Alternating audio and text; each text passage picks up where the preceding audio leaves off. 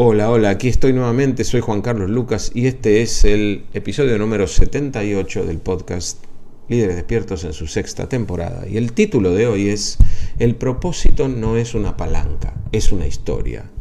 ¿Por qué convertir el propósito en métrica de engagement termina matando lo que pretende cultivar?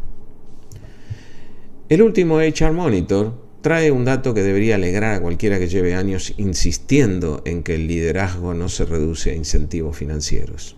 En un contexto de presupuestos moderados y contratación cautelosa, lo que mejor retiene el talento y mejor predice el desempeño no es el salario ni el bono, es la seguridad psicológica, la flexibilidad y la conexión explícita con un propósito. Las culturas que priorizan esos factores, según el informe, llegan a saltos de productividad de hasta el 70%. Es una buena noticia mal usada. El momento exacto en que se rompe. El quiebre no está en el dato, está en lo que la organización hace con él apenas lo lee. Porque en cuanto el propósito y la seguridad psicológica entran al vocabulario corporativo como palancas de engagement, variables que se activan para optimizar rendimiento, indicadores que se miden en la próxima encuesta de clima, algo se pierde en el mismo movimiento que pretendía cuidarlo. Ese algo es la dignidad de lo que se está nombrando.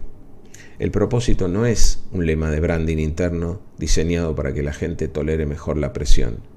Es el núcleo de algo mucho más antiguo y mucho más frágil, la identidad narrativa de un ser humano. Somos en gran medida las historias que nos contamos sobre nuestro pasado y los horizontes de futuro que nos animamos a declarar en el presente. Cuando esa historia se convierte en una variable operativa que hay que activar para subir un número, deja de ser una historia, se convierte en un instrumento. Y lo instrumental, por definición, es reemplazable en cuanto aparece algo que rinda más. ¿Por qué el agotamiento no es un problema de velocidad? Hay una lectura muy extendida del burnout corporativo que lo atribuye a la velocidad. Demasiados datos, demasiada carga cognitiva, demasiado software exigiendo atención simultánea. Esa lectura no es falsa, pero es superficial. El dolor más profundo en los entornos hipertecnológicos no viene de la velocidad del procesamiento, viene de la alienación existencial y la distancia entre lo que alguien hace todos los días y una narrativa de sentido que justifique por qué lo hace. Nace de habitar una identidad fija que se siente víctima del cambio, en lugar de protagonista de la invención de lo que viene. Nadie resuelve eso con una palanca de engagement mejor calibrada, porque el problema no es que falte estímulo, es que sobra instrumentalización. Lo que la seguridad psicológica no es. Conviene ser preciso porque el término se usa mucho y se entiende poco. Seguridad psicológica no es la ausencia cortés de conflicto, no es un clima de competencia donde nadie discute nada para no incomodar a nadie. Eso es el modelo de mando y control del management moderno. Sigue siendo control, solo que con vocabulario más amable. Seguridad psicológica real es el establecimiento de un espacio de confianza radical donde las personas tienen permiso corporal y lingüístico para equivocarse en público, para ensayar prácticas marginales, para innovar sin la amenaza de que el error se traduzca en juicio inmediato sobre su valor. Esa distinción importa porque cambia completamente qué hay que diseñar. No una política de bienestar, un espacio donde reescribir la propia identidad en el quehacer diario sea genuinamente posible, no solo tolerado en el papel. El paso que el mando y control nunca dio. El modelo de mando y control se sostiene con el combustible del miedo al juicio, la obediencia procedimental y la burocracia que evita que nadie tenga que asumir riesgo real. La migración que el propio dato del informe está pidiendo, sin decirlo en esas palabras, es hacia un liderazgo por contexto. Uno que no adapta al individuo al engranaje de la productividad, sino que desafía sus certezas limitantes para expandir lo que puede ver como posible. Ese desafío no es cómodo, no se activa con una encuesta de clima trimestral, se sostiene con conversaciones que se animan a preguntar cosas que la corrección política corporativa suele evitar. ¿De qué historia te sentís protagonista acá?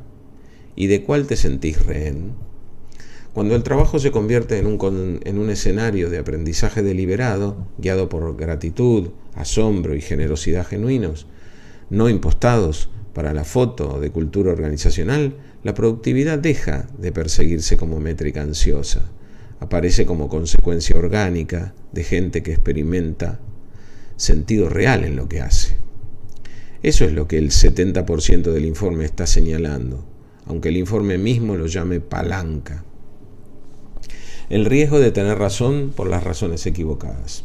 Hay algo peligroso en que el dato sea tan contundente. Si el 70% es real, cualquier consultora va a empezar a vender propósito como producto.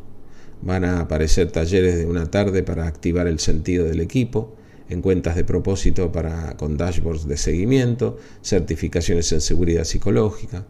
Todo eso va a fracasar, y va a fracasar exactamente por la razón que el informe no nombra, porque se puede medir el efecto del propósito sin poder fabricarlo con una intervención puntual.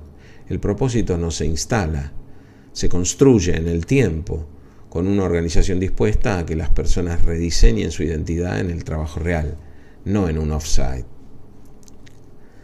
Confundir el efecto con la causa es la forma más eficiente de gastar presupuesto sin mover el número que se quería mover. Una pregunta para terminar. ¿Tu organización mide el propósito o construye las condiciones para que cada persona pueda escribir el suyo? Y si la diferencia entre esas dos cosas fuera exactamente el 70% que el informe encontró y no supo explicar, construir esas condiciones es un proyecto de comunicación interna. No es un proyecto de comunicación interna, es un trabajo de fondo sobre las 3 claves que sostienen a un líder: poder personal, reinvención permanente y una vida consciente. El terreno completo donde el propósito deja de ser lema y se vuelve historia propia. Si tu organización está lista para ese trabajo de fondo, te recomiendo consultar en la descripción para ver algunas propuestas interesantes. Te veo en la próxima semana.